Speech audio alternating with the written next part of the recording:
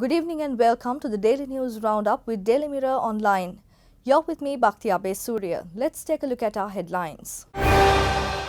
Venerable Galagoda Atte Gnanasara Thera said that Malcolm Cardinal Ranjith had become a double agent for religious extremism. PHIs warned Sri Lanka's COVID-19 situation is heading towards a disaster as India did. The government will begin the rollout of doses of the COVID-19 vaccines during the first week of May. Political sources informed the 4 MPs had not boycotted the all-party leaders' meeting with the Prime Minister as alleged. 2 women have been arrested for providing false information over the 119 emergency hotline. Ravi Kumdesh states that the COVID-19 spread surge by foreigners is unacceptable. Now diving into those stories in detail.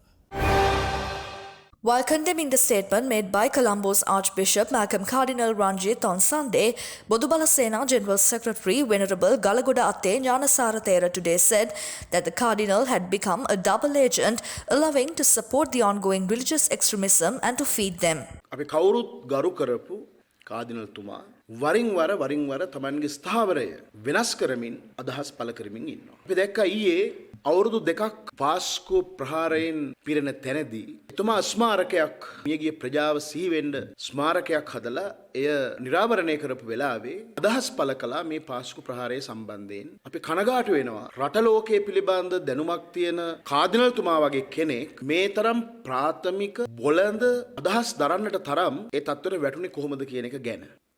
ඒ පාස්කු ප්‍රහාරය රටට වෙච්ච විශාල විපතක්. ආගමික නායකයන් හැටියට අපි ක්‍රියා කළ යුත්තේ ඒ විපත සම්පත්තියක් කර ගැනීම සඳහා මිසක මේ රට තුල ක්‍රියාත්මක වන මේ අවිද්‍යාත්මක දේශපාලන ක්‍රමය ඇතුලේ සත්‍ය වසන් කරන්න නොවේයි අපි කටයුතු කළ යුත්තේ කියන එකයි අපේ අදහස. අපි කනගාටුවෙන් වුණත් කාදිනල් තුමාට කියන්න ඕන අපි සංවිධානයක් හැටියට අවුරුදු 10ක් 15ක් විතර තිස්සේ මේ රට තුල ගොඩනැගෙමින් විශේෂයෙන් රටේ සාම්ප්‍රදායික ස්වදේශික පාරම්පරික අපේ මුස්ලිම් සහෝදරත්වයත් විනාශ කරගෙන ගොඩනැගුණු ඉස්ලාම් නාමයෙන් එන ත්‍රස්ත වැඩපිළිවෙල ගැන නොවලහා අපි හෙළිදරව් කළා. ඒ හෙළිදරව් කරන පළමු අවස්ථාවේදී ඒ කාදිනල් තුමා ඇතුළු කතෝලික පල්ලිය අපිව නිර්දය විවේචනයට ලක් කරපු අවස්ථා තිබ්බා. නමුත් පාස්කු ප්‍රහාරයෙන් පස්සේ 90ක් 95ක් ජනතාව 100ක් රටේ ජනතාව අපේ මතය හරි අනේ මේ හාමුදුරුවරු බැනුම් අහගෙන මේ රටේ නැත්නම් මේ රට තුල ගොඩනැගුණු මේ අන්තවාදය ගැන කිව්වා නේද? අපිව විශ්වාස කළේ නෑ. දැන් අපේ ඇස්පනා පිට ඒවා ඔප්පුණා කියලා අපි කියපු මතය ආදරයෙන් ගෞරවයෙන් වැළඳගත්තා. ආගමික අන්තවාදය අපි පරාජය කළ යුතුයි. කරුණා කළා කාදිනල් තුමාට අපි කියනවා ඩබල් ඒජන්ට් කෙනෙක් වෙන්න නැතුව මොනවා හරි ජනාධිපතිවරයෙක් එක්ක හරි ආණ්ඩුව එක්ක හරි ප්‍රශ්නයක් තියෙනවා නම් ඒවා පෞද්ගලිකව කතා කරලා ඒවා විසඳ ගන්න. හැබැයි මේ ආගමික අන්තවාදය පෝෂණය කරන්න ඒවට උඩුගෙඩි දෙන්න විතරක් ලෑස්ති වෙන්න එපා කියලා අපි මතක් කරනවා. අපි බලන්නේ මැරුණේ කතෝලික ප්‍රජාවද දෙමළ එහෙම එකක් නෙමෙයි. අපි බලන්නේ මනුස්ස ප්‍රජාව ගැන. එතනද මේ බෞද්ධද කතෝලිකද හින්දුද ඉස්ලාම්ද අපිට අදාළ නැහැ. එතන දෙමළද මුස්ලිම්ද සිංහලද කියලා අපිට අදාළ. අපිට වැදගත් වෙන්නේ මනුෂ්‍යත්වය.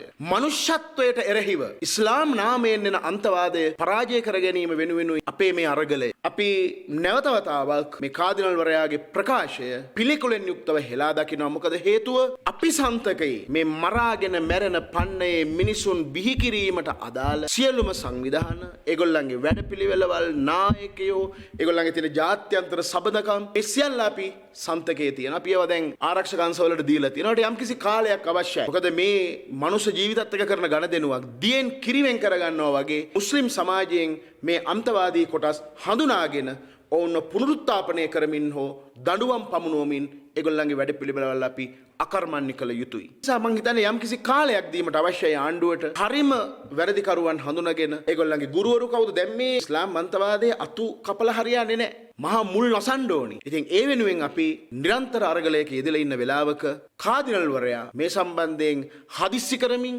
වරින් වර තමන්ගේ ස්ථාවරය වෙනස් කරමින් කටුස්සෙක් වගේ මේ පාට මාරු කිරීම ගැන අපි ඇත්ත වශයෙන් කනගාටු වෙනවා. ආගමික නායකයෙක් හැටියට මීට වඩා වගකීමෙන් කටයුතු කළ යුතුයි කියලා අපි කාදිනල්වරයට අවවාද කරනවා. The Public Health Inspectors Union yesterday warned that if PCR and random antigen testing is not increased to at least 10,000 a day, Sri Lanka's COVID-19 situation may lead to a disaster similar to what India is facing now. PHI Union Secretary Mahesh Balasuriya told the Daily Mirror that health guidelines had been ignored during the past weeks leading to the New Year festivities, and since border restrictions were not imposed in the vulnerable districts, they could expect its repercussions within the next 14 days. The government will begin the rollout of doses of AstraZeneca COVID-19 vaccine during the first week of May. මේ අලුත් අවුරුද්දෙන් පස්සේ දිනයක් නියම වුණා AstraZeneca vaccine එකේ දෙවෙනි මාත්‍රාව ලබා දෙන්න. දැන් කියනවා එකපාරක් කියනවා ඒක අප්‍රේල් 23 දක්වා කල් දැම්මයි කියලා. දැන් කියනවා දෙවෙනි වතාවට ආයේ මැයි පළවෙනි දැන් පස්සේ මේ දෙවෙනි මාත්‍රාව ලබා දෙනවා කියලා. ගරු කතානායකතුමනි ඔබතුමාගේ අවධානය මම ගෙනෙන්නට කැමතියි. WHO ගයිඩ්ලයින් එකේ කියන්නේ සති 12කට පෙර ලබා දෙන්නට ඕනේ කියලා. දැන් සති 12 ඉක්මවලා ඉවරයි. ඒ නිසා මම ගරු ඔබතුමාගේ අවධානය යොමු කරනවා. මම හිතන්නේ ඔබතුමා ඇතුළු තවත් කණ්ඩායම් ගණනාවක් මේ පාර්ලිමේන්තුවේ ඉන් පිටතත් වැක්සින් එක අරගෙන තියෙනවා. මොකද්ද මේකේ ඇත්ත තත්ත්වය? කවදද මේ දෙවෙනි මාත්‍රාව ලබා දෙන්නේ? ඒක බරපතල ජාතික ප්‍රශ්නයක්. ඔබතුමාගේ අවධානය යොමු කරනවා ඒකට පිළිතුරක් ලබා දෙන්න කියලා. ගරු කතානායකතුමනි දැන් ඇස්ට්‍රසෙනිකා එන්නත පළවෙනි දවසේ අපි දුන්නේ ජනවාරි 29 තමයි පළවෙනි මාත්‍රාව දුන්නේ. ඒ පළවෙනි මාත්‍රාව දෙනකොට නිර්දේශය තිබුණේ සති 4කින් දෙවෙනි මාත්‍රාව දෙන්න කියලා. ඊට පස්සේ අලුත් විද්‍යාත්මක තොරතුරු අනුව එක සති 12කින් පස්සේ දුන්නාම ආරක්ෂාව 95% දක්වා වැඩි වෙනවයි කියන බව හොයාගත්තා. එතකොට අප්‍රේල් 29 තමයි දෙවෙනි මාත්‍රාව දෙන්න තියෙන්නේ. මාර්තු 1 කියන්නේ දවස් දෙකක් එහා මැයි 1 කියන්නේ ගැටලුවක් නෑ. මැයි 15 වෙනිදා ඉඳලා දෙවෙනි මාත්‍රාව ලබා දීමට කටයුතු කරනවා. Ministers Vimal Veerawansha, Udaya Gammampila, Vasudeva Nanayakara and MP Tiran Alas, who were alleged to have boycotted an all-party leaders meeting with Prime Minister Mahinda Rajapaksha yesterday, had in fact met the Prime Minister separately ahead of the meeting, claiming they had certain political issues to discuss which could not be discussed in a large crowd. Senior political sources said that the 4 MPs had not boycotted the meeting as alleged by some, but the 4 of them had met Rajapaksha separately to discuss several issues which were later also discussed in the all-party leaders meeting.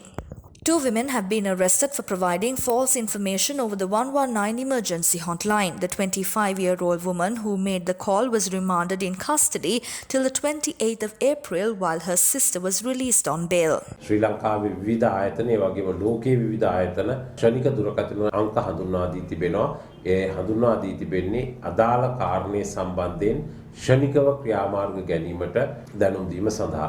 විශේෂයෙන්ම ශ්‍රී ලංකා පොලිසියට ඒ වගේම මහජන ආරක්ෂක අමාත්‍යාංශයට අදාළව 118 119 ඒ වගේම 1997 යන දුරකථන අංක හඳුන්වා දී තිබෙනවා.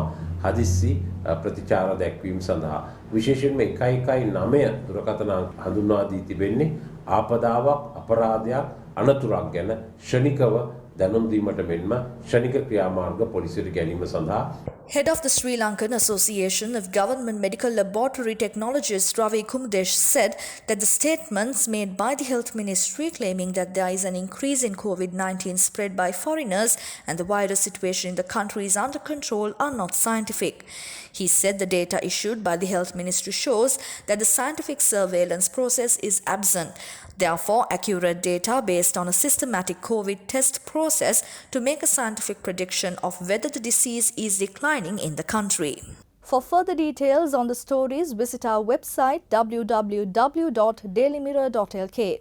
Thank you for tuning in. I'm Bhakti Abe Surya and this is the Daily News Roundup.